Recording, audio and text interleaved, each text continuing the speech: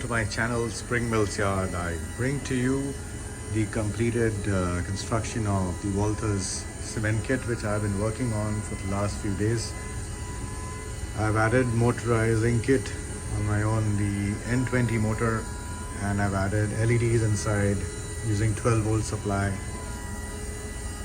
So here you can see the lighting effect. I'll be adding some paint inside so that the light bleed is reduced. And the next step in the project is adding scenery and some construction kit which will add to the realism. So stay tuned to my channel.